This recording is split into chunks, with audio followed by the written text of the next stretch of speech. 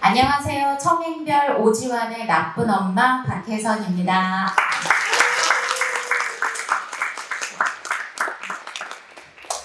오늘 저 인사 굉장히 많이 들었습니다. 스타일 바뀌었다고. 확 잘랐습니다.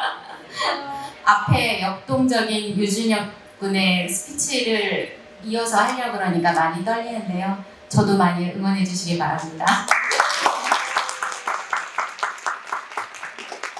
새천사 학부모 스피치 공고가 올라왔을 때 사실 제 머릿속에 딱 한 단어, 한때 저한테 굉장히 큰 상처였고 이제는 그 단어로서 단단해진 나쁜 엄마라는 단어가 떠올랐었습니다. 생각하지 못하고 있었는데 윤태현 선생님께서 권유를 해주셔서 제가 이 자리에서 저의 나쁜 엄마로서의 고백을 하게 될 것 같습니다.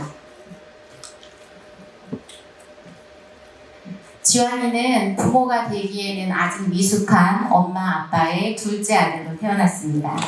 그나마 다행인 것은 동생을 너무 기다리며 사랑해줄 준비가 충분히 돼 있던 2살 터울의 좋은 형이 있었던 것이었습니다. 어린 학생들을 가르치고 있던 저는 지환이가 주변 아이들과 다르다는 것을 조금은 일찍 알 수 있었습니다. 첫 검사를 받은 분당 서울대병원에서 발달 지연이 상당하며 치료가 필요하다는 얘기를 들었습니다. 하지만 정확한 것은 36개월에 다시 검사해야 알 수 있다는 얘기도요. 짐작은 했지만 청천벽력과 같은 이 말을 의사 선생님은 참 차분히도 하셨습니다. 그래서 그 자리에서 울지도 못하고 그냥 멍한 채로 집에 돌아왔었습니다.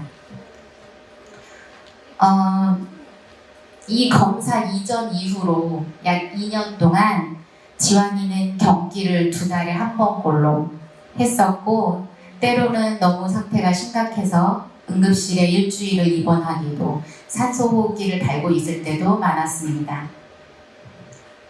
사실 그래서 그 시절의 기억은 잘 나지를 않습니다. 계속 병원을 들락거리고 많이 울고 되게 정신없이 지냈던 시간들이어서요.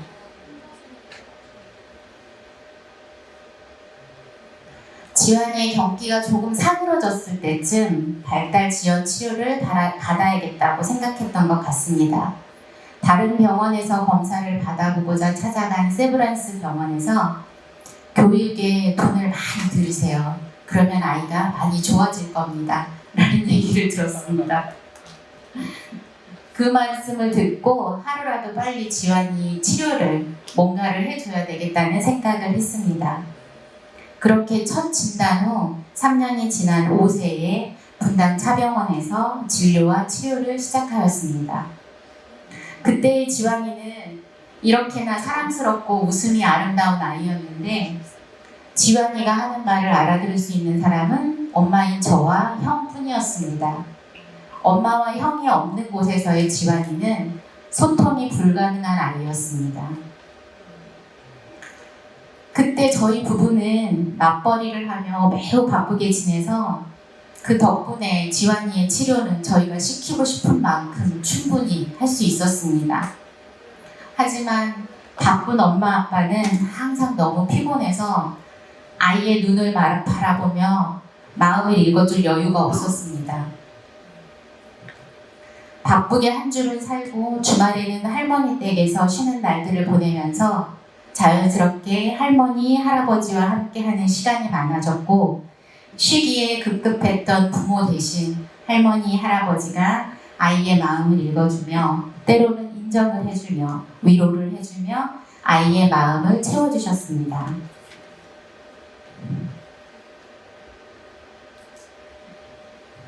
이곳이 작은 텃밭이 있는 지환이의 교육 현장이자 마음의 안식처인 할머니 할아버지 댁과 할머니 할아버지의 현재 모습입니다. 제가 어릴 때 그랬던 것처럼 지환이도 제 어머니, 즉 지환이의 할머니와 함께 텃밭을 가꾸고 수확을 하고 제 아버지, 즉 지환이의 할아버지가 집수리하는 것을 돕고 연장통을 나르며 자랐습니다. 점점 부모나 할머니, 할아버지 주도의 일이 아니라 지환이 스스로 해결할 수 있는 일이 많아졌고, 가족은 그런 지환이에게 칭찬과 찬사를 아끼지 않았으며 새로운 또 무언가를 권유해보기도 하며 그렇게 성장하게 되었습니다. 그렇게 자란 22세의 지환이는 이제는 힘이 많이 부족해지신 할아버지 대신 죽은 나무를 뿌리채 뽑았습니다. 저희 아버지께서 이건 포크레인이 와야 된다고 하셨어요.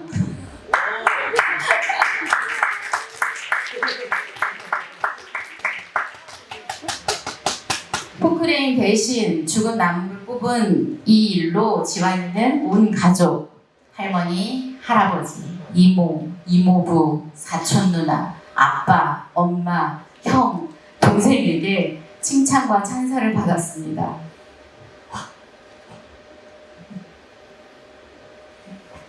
저희 가족은 가을에는 모두 모여 이렇게 김장을 하고요.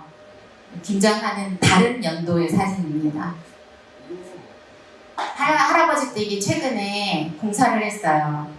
도배는 온 가족이 셀프로 하였습니다. 집안에 크던 작던 기뻐할 일, 특히 아이들에게 어떤 일이 생기면 3대가 다 모여 이렇게 파티를 합니다. 그래서 현재 지환이는 도배, 페인트 칠, 가구 철거, 분리수거, 설거지, 요리 등 안 해본 일은 있어도 못하는 일은 없는 아이입니다.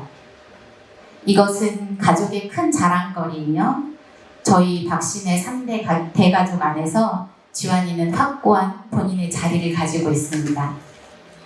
지환이의 할머니, 할아버지도 아빠, 엄마도 지환이가 다른 아이들이랑 다르다고 해서 이것 못할 것이다, 저것 못할 것이다 라고 생각해 본 적은 없는 것 같습니다.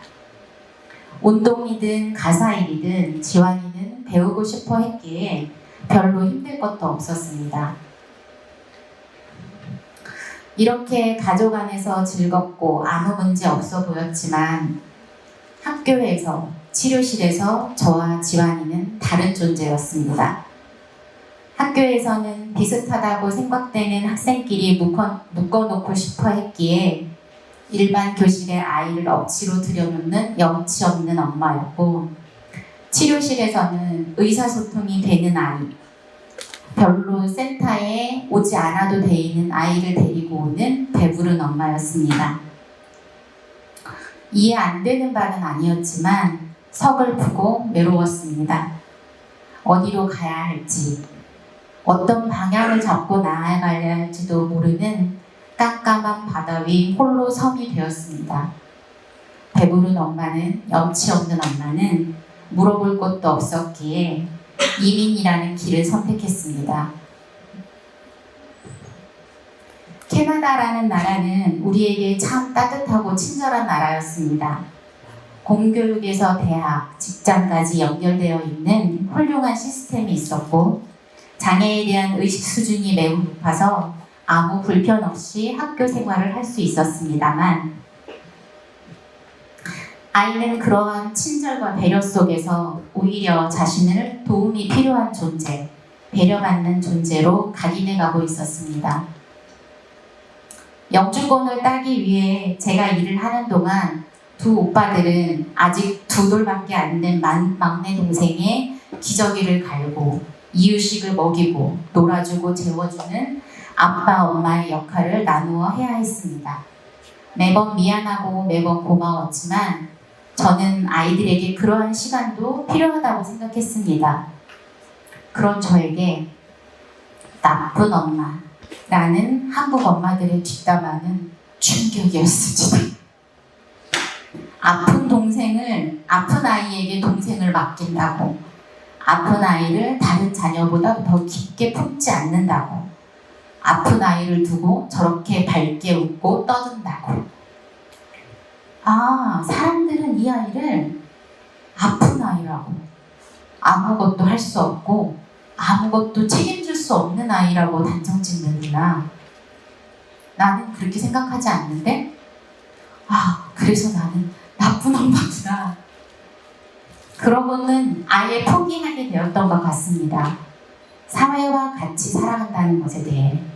그렇게 저희는 또 섬이 되었습니다. 그렇게 섬이 되기로 한 후 오히려 모든 것은 좋았습니다.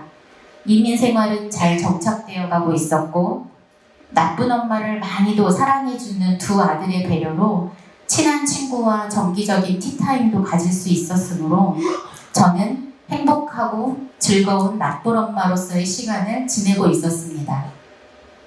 하지만 가족 안에서 완벽해 보이던 지환이가 커갈수록 가족 안에 갇힌다는 생각이 들었습니다. 큰아이의 친구들이 들락거림이 잦아지면서 저는 자연스레 지환이를 눈에 담게 되었습니다. 어쩔 수 없이 부모가 이 아이의 친구이고 가족이고 동료가 돼야 하는구나. 또 다른 깊은 고민이 시작되었습니다. 영구 이주를 위한 이사 도중 한국에 반년 정도 체류 계획이 생겼고 제가 캐나다에서 만난 좋은 분, 언어치료사 양수진 선생님의 권유로 알게 된 이 별학교를 몇 달만 다녀보자는 것이 지금에 이르렀습니다. 사실 자칭 타칭 나쁜 엄마로서 지환이에게 안 가르치고 안 시켜본 게 없다고 생각했지만 별학교에서 지환이가 배워오는 것은 상상 이상이었습니다.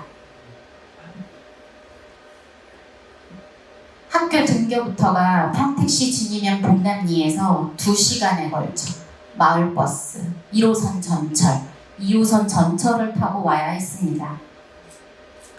지환이 아빠는 일주일이라는 시간을 통째로 비워 만반의 준비를 하고 있었습니다. 그런데 단 이틀 만에 지환이로부터 강제 퇴근당하였습니다. 이것이 놀라웠던 것은 지환이는 이전에 한 번도 대중교통을 혼자 타본 적이 없었습니다. 그리고 사실 대중교통을 별로 타본 적도 없었습니다. 지환이는 할 수 있었던 것이었습니다. 부모가 시켜보지 않았을 뿐. 왜냐하면 부모가 상상하지 못한 일이었으니까. 그 이후로는 경이로운 순간의 연속이었습니다.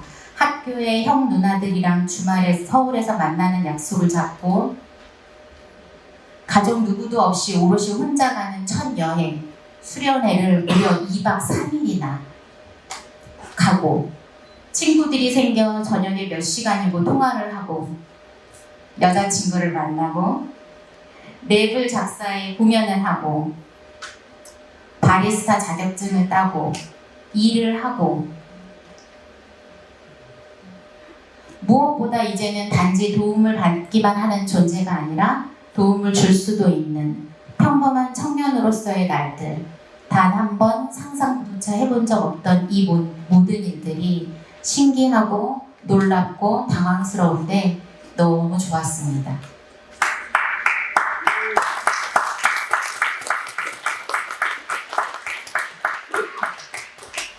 다 알고 있다고, 다 하고 있다고, 잘하고 있다고 생각했던 것이 나의 오류였구나. 우리 가족이 섬으로 살아가면 안 되는 거였구나. 같이 살아가야 더 좋았던 거였구나 하는 깨달음을 학교 생활을 하면서 서서히 갖게 되었습니다. 그리고 우리 지환이는 아프지도 특별하지도 않은 그냥 다양하게 다른 사람들 중 하나이구나. 그러니 이렇게 다양하게 다른 친구들과 함께 많은 것을 주고받으며 성장하면 되겠다. 더는 외롭지 않다. 더는 막막하지 않다. 함께 가면 외려 즐겁겠다. 같이 가고 싶다. 별학교 학생이자 시인인 이승균님의 이 글이 카페 별에 붙은 날 저는 마음이 참 좋았습니다. 함께 걸어가는 이 여정에서 별학교 선생님들, 학생들, 그리고 부모님들이 서로가 서로에게 산타가 되면 좋겠습니다. 저의 스피치를 이만 마칩니다. 감사합니다.